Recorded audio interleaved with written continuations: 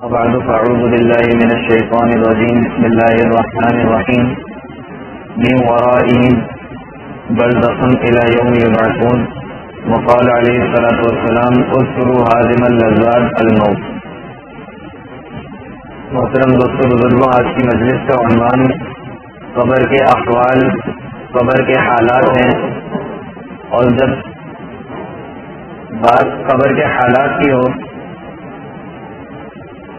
تو لازمی طور پر آدمی کا ذہن موت کی طرف جاتا ہے، اور اس طرح کی مجالس یا اس طرح کے عنوان کی ضرورت اس بات کے پیش نظر ہے کہ آپ علیہ السلام نے مستقل طور پر حکم فرمایا کہ لذتوں کو توڑنے والی چیز موت کو کثرت سے یاد رکھا کرو.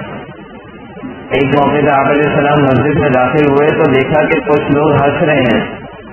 آپ علیہ السلام نے فرمایا کہ لذتوں کو توڑنے والی چیز کو یاد کرو. یا رسول اللہ، لذتوں کو توڑنے والی چیز کیا ہے؟ فرمایا موت.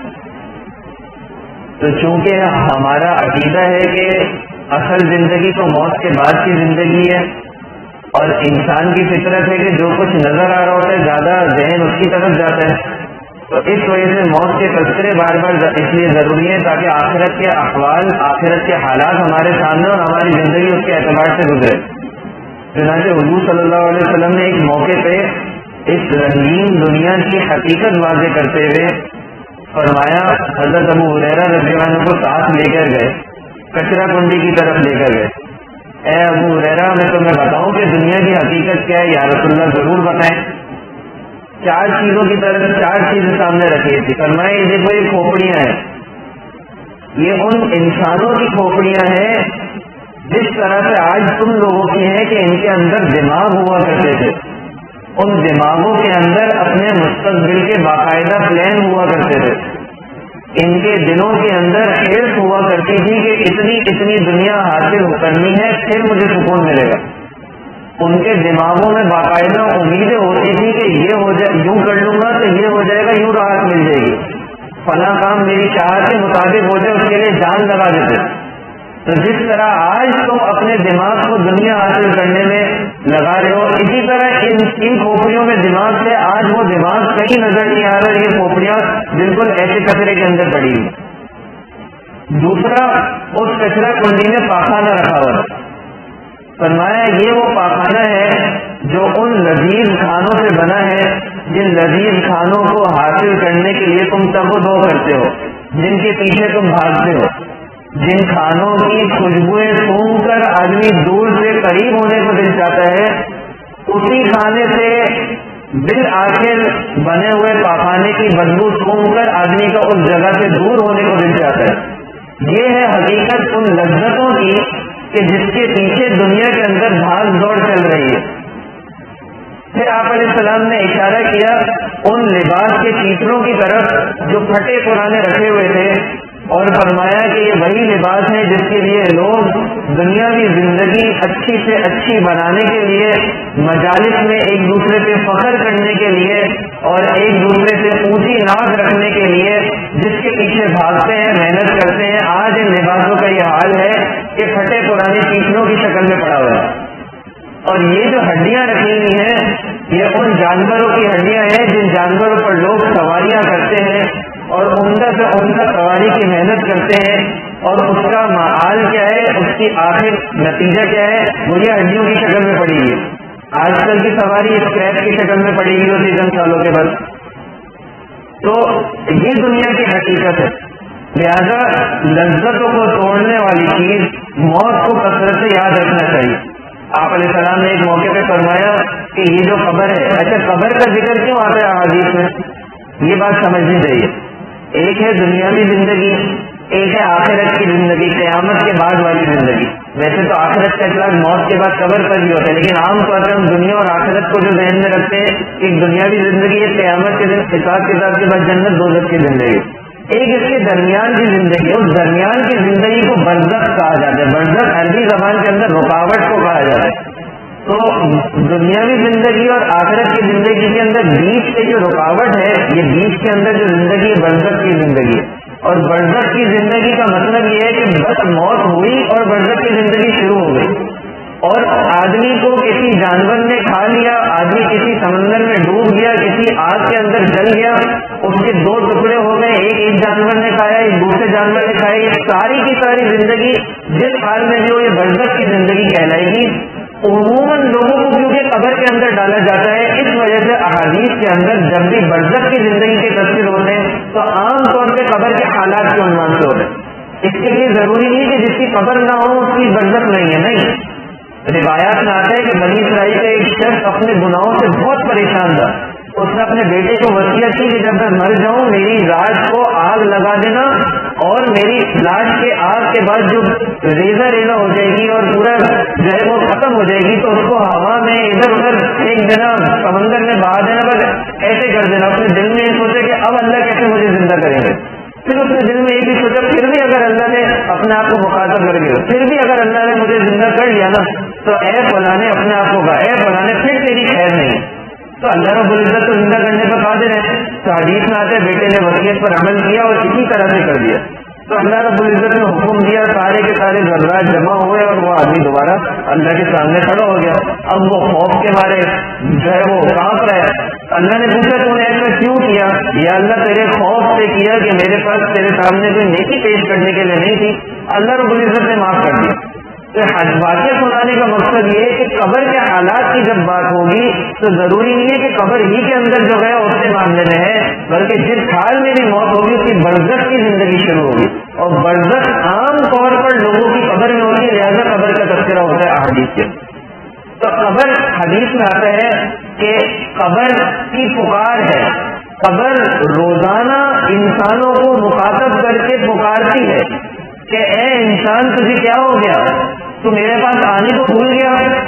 یاد رکھ کہ یہ جو قبر ہے، یہ جو میرا ٹھکانہ ہے، یہ اجنبیت کا ٹھکانہ ہے، یہاں تیرا کوئی دوست نہیں ہوگا تیرے ساتھ۔ یہ جو گھر ہے یہ وحشت کا گھر ہے، یہ اکیلے پن کا، تنہائی کا گھر ہے، یہاں تو بہت بھیانک حالات ہوں گے، اور اللہ رب العزت جس پر رحم کر دے وہ تو بچ گیا، ورنہ میں بہت زیادہ تنگی کا گھر، اور موت ایسی چیز ہے جس سے کوئی انکار نہیں کر سکتا، یہاں تک کہ کوئی بھاگنا چاہے تو بھی بھاگ نہیں سکتا۔ واقعہ ایک لکھا ہے کتابوں میں، حضرت سلیمان علیہ السلام کی مجلس کے اندر ایک شخص بیٹھا ہوا تھا، دوسرا شخص آیا اور اس بیٹھے ہوئے شخص کو بہت دور کر دیکھنے لگا، یہاں تک کہ اس شخص کے اوپر ایک خوف طاری ہو گیا جو پہلا بیٹھا ہوا، وہ دور کر دیکھنے لگا چلا گیا۔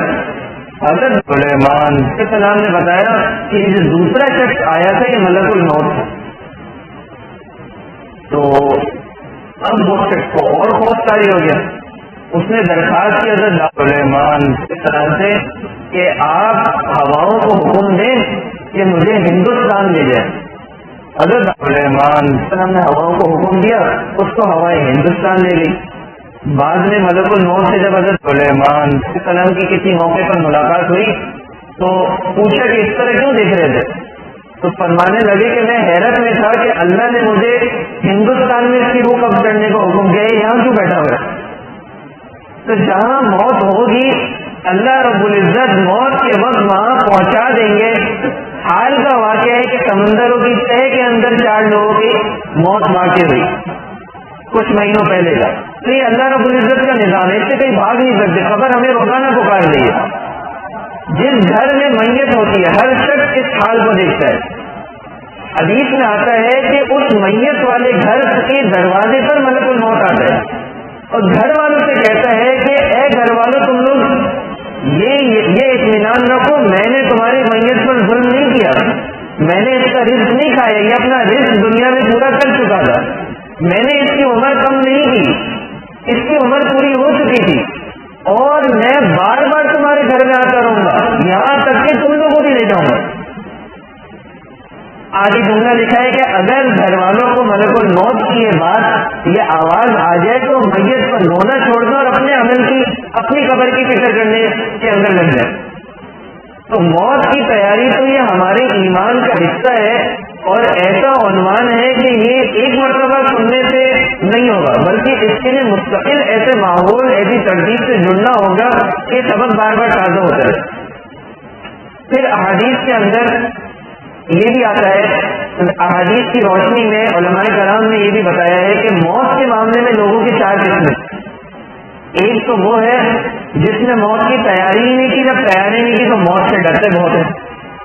ایک واقعہ لکھا ہے کہ ایک بادشاہ تھا، اس نے سیر کا اور اپنی سلطنت ڈھونڈنے کا ارادہ کیا، تو اس نے حکم دیا کہ بھائی میرے لیے اچھا سا جوڑا لایا جائے۔ ایک لایا جاتا پھینک دیتا، دوسرا پھینک، یہ نہیں پسند، یہ نہیں پسند، بہت زیادہ عمدہ جوڑا چنا اس نے۔ بادشاہ کے اندر ایک رعونت ہوتی ہے، ایک تکبر ہوتا ہے۔ پھر اس نے کہا سواری لائی جائے اچھی سے اچھی، 1 2 3 4 کافی لائی گئی، رد کرتا پھر ایک بہت عمدہ سواری کو اس نے اپنے لیے قبول کیا۔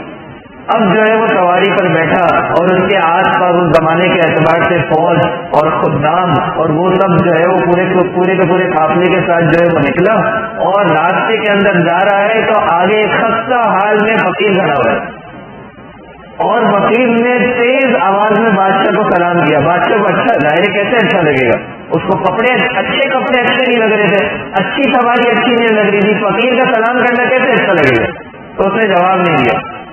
تو اللہ نے قدرت دی تھی، اس فقیر نے بادشاہ کی سواری کی لگام کو پکڑا۔ بادشاہ کو بہت غصہ ہے، تیری یہ ضرورت تو نہیں، یہ کیسے کی؟ بادشاہ مجھے بہت ضروری کام ہے آپ سے۔ اچھا صحیح ہے، جب میں سواری سے اتروں تب مجھ سے بات کرنا، ابھی مجھے جانے دو۔ نہیں، ابھی یہ کام ہے مجھے، اور تیز سواری کی لگام کو کھینچا۔ تو بادشاہ مجبور ہو کر نیچے جھکا، بولا کان میں کہوں گا، اور نیچے جھکا، اس نے کان میں کہا میں ملک الموت ہوں۔ اس کا یہ سننا تھا کہ میں ملک الموت ہوں، اس کا رنگ اڑ گیا۔ اس نے کہا مجھے کچھ مدت دو، میں واپس جا کر کچھ چیزوں کا انتظام دیکھوں کہ میری روح قبض کر لینا۔ تو ملک الموت نے کہا اس وقت کے بعد کسی کو موقع نہیں دیا جاتا، لہذا میں ابھی کہیں روح قبض کروں گا۔ اس تکبر کی حالت کے اندر سواری پر بیٹھا ہوا تھا، منظر دیکھنے والوں نے دیکھا کہ لکڑی کی طرح اسی سواری سے گر گیا اور اس کی موت واقع ہو۔ تو جس نے موت کی تیاری نہ کی ہو، اس کو موت کے تذکرے بھی اچھے نہیں لگتے، وہ موت سے بھاگتا بھی ہے۔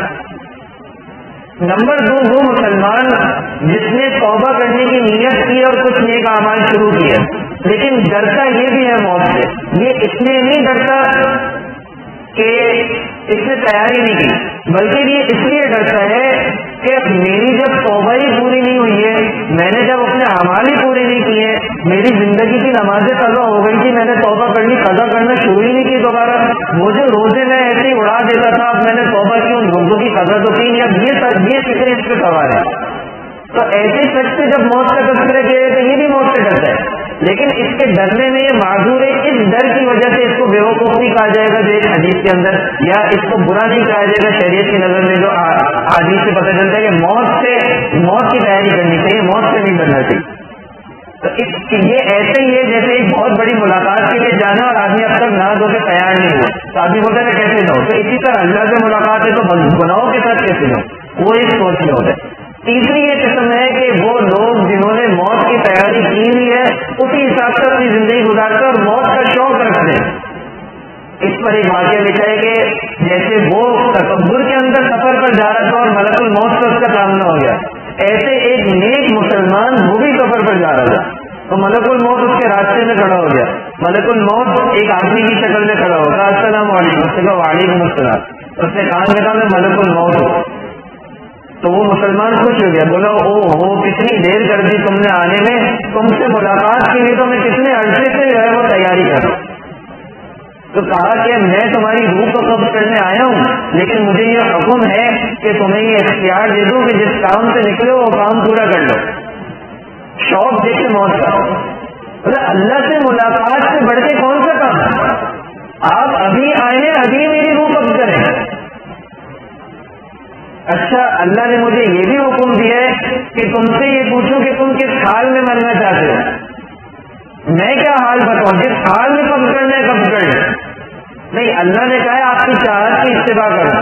اچھا مجھے 2 رکعت پڑھنے دیں، جب میں سجدے میں جاؤں تو میری روح قبض کر لیں، چنانچہ وہ سجدے میں گیا تو اس کی روح قبض کی۔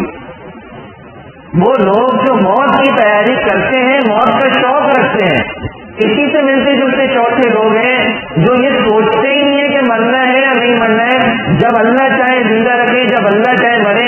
اس کو تصوف میں کہتے ہیں رضا بالقضاء، اللہ کی قضا پر، اللہ کے فیصلے پر راضی ہو جس حال میں اللہ رکھے۔ تو ایسے لوگ ہوتے ہیں جن کو بڑے بڑے صدمے لگتے ہیں تو بھی وہ اپنے معمولات نہیں چھوڑتے، جن کو بڑی بڑی خوشیاں ملتی ہیں تو بھی وہ اپنے معمولات نہیں چھوڑتے، گھر کے اندر فوجیاں ہو گئی ایسا واویلا نہیں کرتے کہ اللہ ناراض ہو جائے، گھر کے اندر شادیاں ہیں ایسا منظر نہیں کرتے کہ اللہ ناراض ہو جائے، تو رضا کی قضا والے لوگ ہوتے ہیں۔ تو یہ تیسرے اور چوتھے والے لوگ اللہ رب العزت ہمیں ان میں سے کسی میں سے بنا دے۔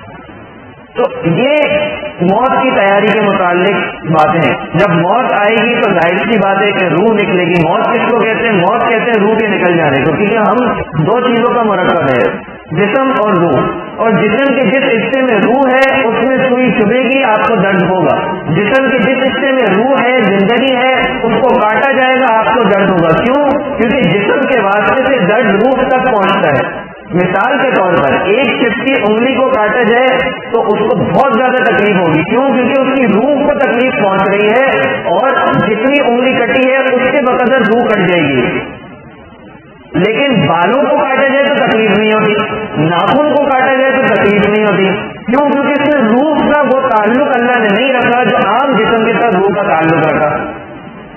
یہ سمجھانے کا مقصد یہ اگلی بات ہے کہ یہ تو ایک انگلی کے کٹنے کی تکلیف، موت کے وقت یعنی ایک انگلی کٹ رہی ہے تو اس انگلی کے بقدر روح نکل رہی ہے، وہ اس کو تکلیف ہو رہی ہے۔ موت کے وقت پورے کے پورے جسم سے روح کو نکالا جائے گا، گویا کے پورے جسم پر کٹنے کے آثار محسوس ہوں گے۔ بڑے بڑے صحابہ کرام، تابعین، بزرگان دین کا قول ہے کہ دنیا کی کوئی سختی ایسی سختی نہیں ہے جو رضا کی سختی ہے، ایسی سخت۔ حضرت عمر رضی اللہ عنہ، حضرت کعب رضی اللہ عنہ سے پوچھا کہ موت کس طرح آتی ہے؟ فرمایا کہ ایک کپڑا ہو، اس کپڑے کے اندر کانٹے ہی کانٹے ہو، اس کپڑے کو پھینک کر کسی جسم سے پورا کا پورا لپیٹ دیا جائے کہ پورے کے پورے جسم میں کانٹے گھس جائیں، پھر یکدم اس کپڑے کو کھینچا جائے تو یہ جو منظر ہے یکدم کھینچنے کا، یہ روح کے کھینچنے کا منظر ہے۔ یوں جسم سے روح نکلے گی اور آدمی کو تکلیف ہوگی۔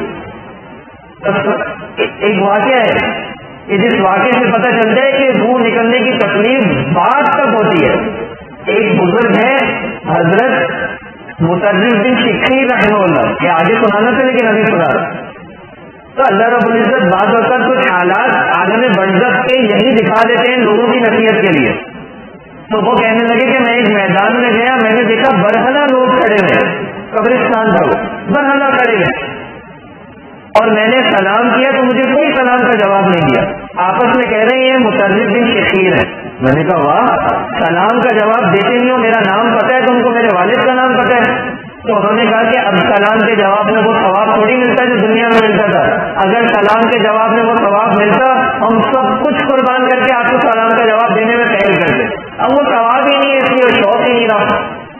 مقصد یہ نہیں کہ سلام کا جواب نہیں دیتے ہیں، ثواب والا نہیں دیتے، وہ بات ہی نہیں۔ اچھا تم سب برہنہ کیوں ہو؟ بولا ہمارے کفن پھٹ چکے اور ہمارے پاس کوئی ایسا سامان نہیں ہے جس سے ہم اپنے جسموں کو چھپائیں۔ تمہیں کیا محسوس ہوتا ہے؟ ہمیں اب تک اپنے موت کے نزا کے وقت کی سختی محسوس ہوتی ہے۔ یہ سنانا مقصد ہے کہ یہ سختی سالہ سال بعد یعنی کفن بوسیدہ ہو جائے گا تب تک محسوس ہوگی۔ اچھا تم تو مرد عورت مخلوط ہو، برہنہ ہو، کپڑے نہیں ہیں، شرم محسوس نہیں ہوتی؟ کہا اس موت کی سختی نے ہماری عقلوں کو ایسا بند کیا کہ ہم یہ تمیز ہی بھول گئے کہ برہنہ ہونے میں بھی کوئی شرم ہے یا مرد عورت کی بھی آپس میں کوئی شرم ہے۔ وہ کیفیت وہ شرم والی بات کی طرف ذہن ہی نہیں جاتا، ہماری عقل ایسی معاف ہو گئی اس سختی کی وجہ سے کہ ایسی سختی دنیا میں کوئی نہیں جو نزا کی سختی ہے۔ اس موقع کی تیاری کرنا، اسی حدیث میں ہے کہ بیوقوف ہے وہ شخص جو دنیا میں لگا رہے اور یہ تمنا باندھے رہے کہ بس موت کے بعد اللہ اللہ رحم کرے گا۔ نہیں، عقل مند ہے وہ شخص جو موت سے پہلے موت کی تیاری کرے۔ پھر یہ جو ملک الموت آتا ہے تو مختلف احادیث کے اندر اس کے بھی الگ الگ منظر ہے کہ جب نیک شخص کی روح نکالنی ہو تو اللہ تعالیٰ فرشتوں کو حکم کرتے ہیں کہ اس سے میرے سے ملاقات کا وقت جاؤ اس کو لے کر آؤ. تو ملک الموت 500 جنت کے فرشتوں کے ساتھ آتے ہیں, جنت کا کفن لاتے ہیں, جنت کے گلدستے لاتے ہیں, ہر گلدستے میں 20 طرح کے پھول ہیں, ہر پھول کے الگ رنگ ہے, ہر رنگ سے الگ خوشبو آ رہی ہے, اور وہ آتے ہیں اور ان کے پاس ایک خوشبودار رومال ہوتا ہے. وہ آتے ہیں اور جب آتے ہیں تو آدمی کا عالم برزخ کا پردہ کھل جاتا ہے. یہ پردہ کھلنا توبہ کا دروازہ بند ہو گیا, چاہے نیک ہو چاہے برا ہو, یہ برزخ کا پردہ کھلا, توبہ کا دروازہ بند.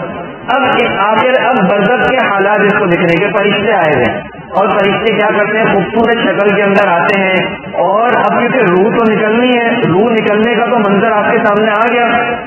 تو روح تو اب کیا, ماں روتے ہوئے بچے کو دوائی پلاتی ہے تو کس طرح دوسری طرف متوجہ کرتی ہے.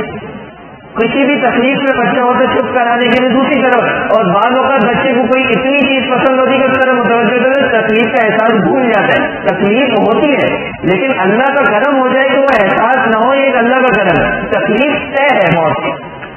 تو اب وہ فرشتے آتے ہیں اور اتنی زیادہ خوبصورتیاں اور اتنے اچھے منظر دیکھ کر وہ آدمی بھی خوش ہو جاتے ہیں. پھر وہ اس کے آس پاس بیٹھ جاتے ہیں, اور آس پاس بیٹھ کر وہ جو 500 فرشتے تھے وہ پورے کے پورے جسم پر ہاتھ رکھ لیتے ہیں. جیسے کہ پتا ہو کہ بھائی اگلے کو تکلیف ہونے والی ہے تو ہاتھ رکھتے ہیں نا, سارے جنت کے فرشتے اس کے جسم پر ہاتھ رکھتے ہیں. اس کو تو لذت محسوس ہوتی ہے, جنت کی خوشبو ہے, آگے جنت کی کھڑکیاں کھولی جاتی ہیں, وہ جنت کے منظر دیکھ رہا ہوتا ہے. وہ منظر دیکھ کر اندر سے روح پھڑکتی ہے کہ اب تو مجھے اس جسم سے بس نکلنا ہے. یہ عالم برزخ کے آواز شروع ہو گئے. اب جب اس کو جسم سے نکلنا ہے تو پورے کے پورے جسم سے روح بالآخر منہ کے راستے سے نکلتی ہے. تو حدیث میں آتا ہے کہ اس کے منہ پر وہ خوشبودار رومال رکھا جاتا ہے تاکہ روح کے نکلنے میں آسانی ہو. پھر اس منظر کو دیکھ کر روح نکلتی ہے, اور احادیث سے معلوم ہوتا ہے اس کو احساس یوں ہوتا ہے جیسے آٹے میں سے بال نکل گئے. یعنی تکلیف اتنی سخت ہے لیکن متوجہ جنت کے منظر کی طرح ویسے کر لیا کہ تکلیف محسوس ہی نہ ہوئی. پھر اس کی روح کو آسمانوں پر لے کے جایا جاتا ہے. تو زمین کے جس حصے میں یہ عبادت کرتا تھا وہ حصہ رونے شروع ہو جاتا ہے کہ اب میرے پہ عبادت نہیں کرے گا. آسمان کے جن دروازوں سے اس کے اعمال جایا کرتے تھے وہ دروازے رونے لگ جاتے ہیں. آسمان کے جن دروازوں میں اس کا رزق اس کے اعمال کے بدلے میں اترا کرتا تھا, حدیث میں آتا ہے کہ وہ دروازے رونے لگتے ہیں کہ اب یہ نیک آدمی کا رزق میرے ذریعے نہیں اترے گا. اس کو اوپر لے جایا جاتا ہے, بڑے اکرام سے لے جایا جاتا ہے, یہاں تک کہ ہر آسمان کے فرشتے جو ہے وہ پوچھتے ہیں کہ اس کو اوپر جانے کی اجازت ہے, کیونکہ اوپر تو نہیں پہنچ جاتی ہے. بولا ہاں اس کو اجازت ہے. اس کو مرحبا کیا جاتا ہے, استقبال کیا جاتا ہے. آگے جا کے حضرت جبریل علیہ السلام استقبال کرتے ہیں. پھر اللہ کے عرش کے آگے سجدہ کرنے کی توفیق ہوتی ہے اور بہت خوشی کے اندر واپس آتا ہے. واپس آ کر دیکھتا ہے کہ اس کی جو ہے وہ اس کی میت کو تجہیز و تقسیم کی جا رہی ہے. تو اپنے گھر والوں سے کہتے ہیں جلد سے جلد مجھے میری قبر کے اندر لے چلو, جلد سے جلد مجھے میری قبر کے اندر لے چلو. پھر اس کو اس کی قبر کے اندر لے جایا جاتا ہے. جب اس کی قبر میں رکھا جاتا ہے تو قبر کہتی ہے اے فلانے بہت اچھا کیا تو میرے پاس آیا, میرے اوپر جتنے لوگ چلتے تھے مجھے تیرا چلنا بڑا پسند تھا, تجھ سے ملاقات کا بڑا شوق تھا. اب تھوڑی دیر کے اندر اس کو یہ منظر دکھے گا کہ 2 آدمی ہولناک شکل والے اور ایسے کہ ان کے سانسوں کے اندر آگ کے شعلے نکل رہے ہیں, ان کی آنکھوں سے بجلیوں کی کڑک نکل رہی ہے, اور ان کے بال ان کے پاؤں تک ہیں, اور ان کے ہاتھوں میں ایسے ہتھوڑے کہ پوری دنیا کے انسان مل کر ایسے ہتھوڑوں کو اٹھانا چاہے وہ نہیں اٹھا سکتے. ایک کندھے سے دوسرے کندھے کے درمیان اتنا فاصلہ کہ کئی دن لگ جائے اس کو طے کرنے کے لیے. وہ اس منظر کو دیکھ رہا ہوتا ہے اور وہ آ کر کہتا ہے کہ اٹھ, یہ میں نیک لوگوں کی روح کا حال بتا رہا ہوں. کہتے ہیں کہ اٹھ. تو حدیث میں آتا ہے کہ وہ جب اٹھتا ہے, مطلب ایک منظر آپ دیکھیں, وہ جب اٹھتا ہے تو اس کے جسم سے اس کا کفن سرک کر نیچے ہو جاتا ہے, گویا کہ اوپر کا درد بالکل ننگا. یعنی ایک خوفناک منظر ہر ایک کو دیکھنا ہے. پھر وہ پوچھتے ہیں کہ تیرا رب کون ہے, تیرا دین کیا ہے, تیرے نبی کون ہے. تو وہ بتا دیتے ہیں کہ میرا رب اللہ ہے, میرا دین اسلام ہے, اور میرے نبی حضرت محمد صلی اللہ علیہ وسلم ہے. پھر وہ قبر کی چاروں دیواروں کو دھکا دے کر جو ہے وہ کھول دیتے ہیں اور اس کے لیے جنت کے منظر کھل جاتے ہیں.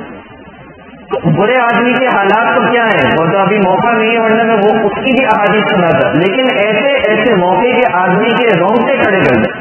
تو یہ منکر نبی کا حال سن لیا. اب ایک موقع پہ حضرت عمر رضی اللہ کو آپ نے سلام نے فرمایا, اے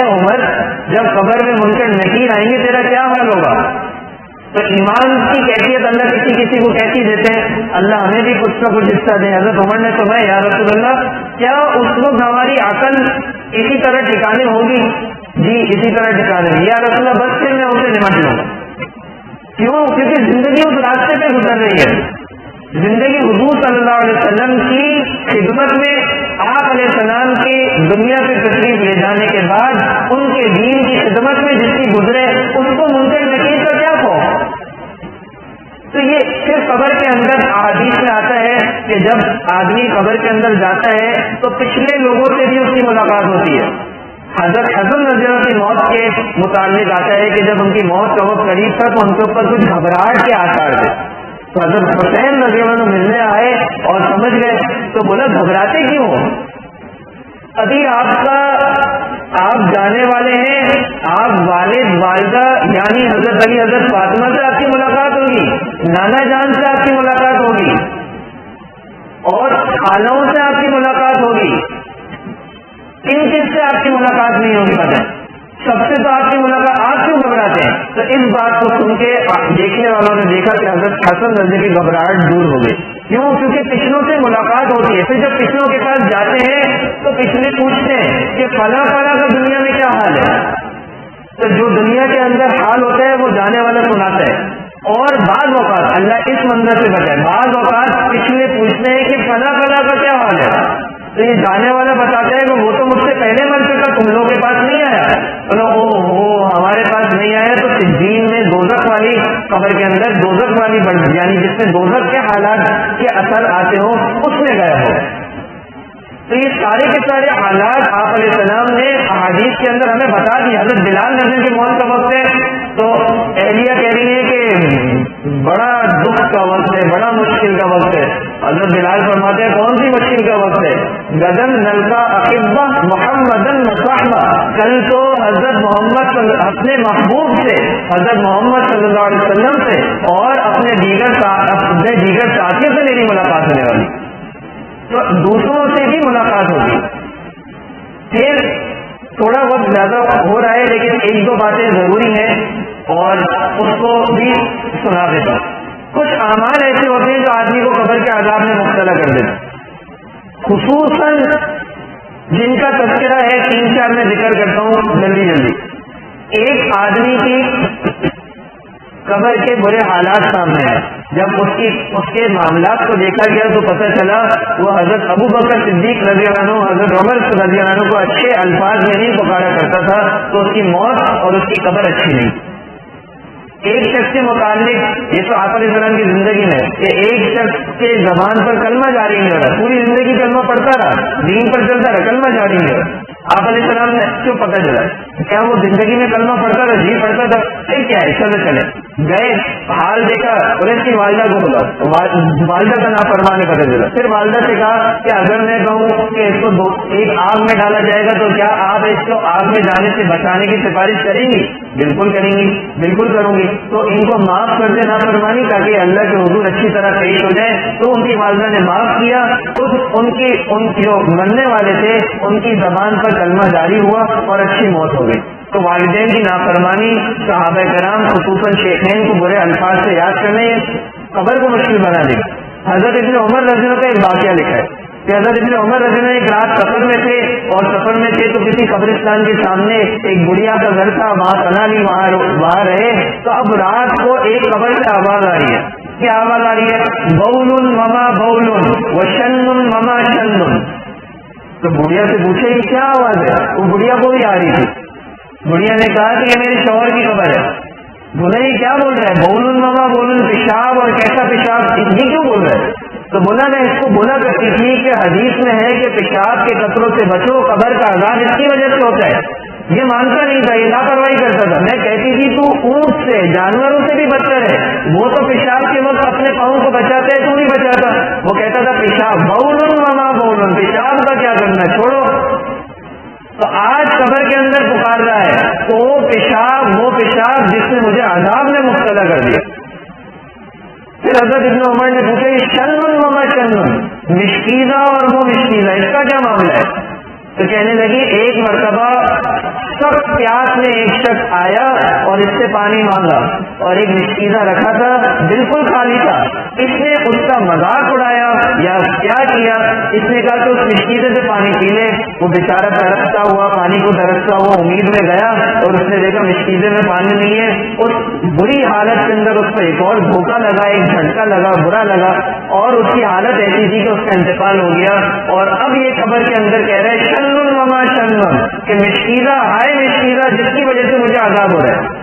تو مسلمانوں کو اگر ہم نے تنگ کیا تو ممکن ہے کہ ہماری قبر بری ہو جائے، اس لیے اپنے آپ کو کہتے ہیں نا حدیث میں کامل مسلمان وہ ہے جس کی زبان اور ہاتھ سے دوسرے مسلمان محفوظ رہیں، لہٰذا ایسے اعمال سے بچنا جس کی وجہ سے قبر میں برا حال ہو۔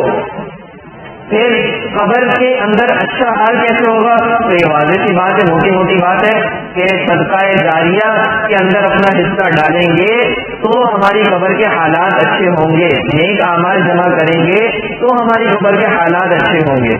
اللہ رب العزت ہمیں اس کی توفیق دے۔ صدقہ جاریہ کیا ہے؟ صدقہ جاریہ یعنی کوئی ایسا کام کر دینا کہ ہماری موت کے بعد بھی ہم اس نیک کام کا ذریعہ بنے رہیں۔ نہر تو کنواں کھدوا دیا، پہلے نہر جاری کروا دی، یہ گاؤں وغیرہ کی طرف اس طرح کی نیکیاں ہو سکتی ہے۔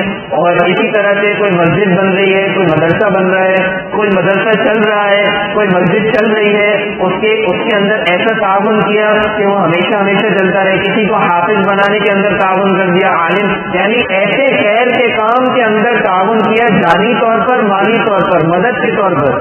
کتاب لے کر کسی طالب علم کو دے دی، وہ پڑھتا رہے گا، ثواب لکھا جاتا رہے گا، وہ آگے کسی کو دے گا، یعنی یہ ذریعہ بنا تو یہ چلتا رہے گا۔ اس میں بہت بڑا ذریعہ نیک اولاد ہے، اور نیک اولاد آپ کے لیے دعا نہ بھی کرے تو بھی آپ کو ثواب ایسے ہی ملے گا جیسے ایک آدمی ایک درخت لگا دے، اس درخت کے اندر پھل نکلتے رہے، جتنے لوگ کھاتے رہے وہ کھانے کے بعد دعا بھی نہ کریں کہ درخت لگانے والے کا اللہ بھلا کرے، پھر بھی اس کو ثواب ملے گا۔ ایسی نیک اولاد اگر ہو تو بس اس کی نیکی بھی والدین کے لیے صدقہ جاری ہے، اور بری ہو تو وہ صدقہ جاریہ کا راستہ بند ہو جائے گا۔ ایک آخری واقعہ سنا کر بات کو ختم کرتا ہوں کہ ایک واقعہ لکھا ہے کہ ایک بزرگ کو اللہ رب العزت نے خواب دکھایا کہ ایک قبرستان والے ہیں، اور قبرستان کے اندر سب کے سب لوگوں کی قبریں پھٹی، اور سب کے سب لوگ قبروں سے نکل کر کچھ چیزیں گری ہوئی تھی ان کو چن رہے تھے۔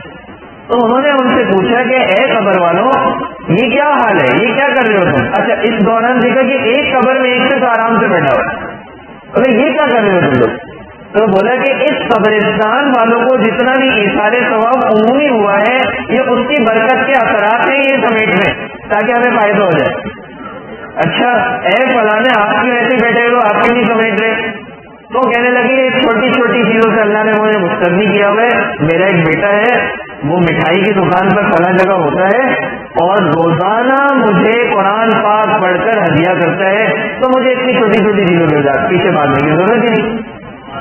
تو وہ صبح اٹھے اور جس مارکیٹ کے اندر مٹھائی کی دکان کا بتایا ادھر گئے تو ایک نوجوان لڑکا تھا، کام کرتا جا رہا تھا، زبان ہلتی جا رہی تھی، اور وہ دیکھ رہے ہیں۔ تو کافی دیر تک دیکھنے کے بعد اس سے پوچھا کہ اے فلانے تم کیا پڑھ رہے ہو؟ کہنے لگا میں قرآن پاک پڑھ رہا ہوں، میں روزانہ قرآن پاک کام کے ساتھ ساتھ پڑھتا رہتا ہوں اور اپنے والد کو ہدیہ کرتا ہوں۔ تھوڑے عرصے بعد بزرگ نے دوبارہ خواب دیکھا، پورے کے پورے قبرستان والے اسی طرح سمیٹ رہے ہیں وہ برکتیں چھوٹی چھوٹی، اور وہ قبر والا بھی سمیٹ رہے ہیں برکت۔ تو صبح اٹھ کر جب معلوم کیا مارکیٹ میں تو اس نوجوان لڑکے کا انتقال ہو چکا۔ تو محترم دوستوں، یہ آگے کے لیے صدقہ جاریہ چھوڑنا یہ ہماری بہت بڑی ضرورت ہے، بہت بڑی ضرورت ہے۔ اللہ رب العزت ہمیں قبر کے حالات کو، آخرت کے حالات کو سامنے رکھتے ہوئے اچھی زندگی گزارنے کی توفیق عطا فرمائے۔ وآخر دعوانا الحمدللہ رب العالمین، الحمدللہ رب العالمین، والصلاۃ والسلام علی سیدنا الانبیاء والمرسلین وعلی آلہ وصحبہ اجمعین۔ یا اللہ جو کچھ کہا گیا سنا گیا، یا اللہ ان میں جو عمل کرنے کی باتیں ان میں عمل کرنے کی توفیق عطا فرما، جو بچنے کی باتیں ان سے بچنے کی توفیق عطا فرما، بعض اپنے فضل و کرم سے توفیق عطا فرما۔ یا اللہ جتنے مرحومین مسلمان ہمارے تعلق والوں میں گزر گئے ان سب کی قبروں کے حالات کو اچھا کر دے، ان سب کو ہماری طرف سے کچھ نہ کچھ اعمال ہمیں انہیں ہدیہ کرنے کی توفیق عطا فرما. یا اللہ ہماری قبروں کو اچھا کر دے, ہمارے آنے والوں کو ہمارے لیے, ہمارے ماتحتوں کو ہمارے لیے صدقہ جاریہ بنا دے. یا اللہ بہت سارے صدقہ جاریہ کے اعمال کرنے کی توفیق عطا فرما. یا اللہ جو مانگا وہ بھی عطا فرما, نہیں مانگا مانگنا چاہیے تو وہ بھی عطا فرما. وصلی اللہ تعالی علی خیر خلقہ محمد وعلی آلہ واصحابہ اجمعین. آمین برحمتک یا رب.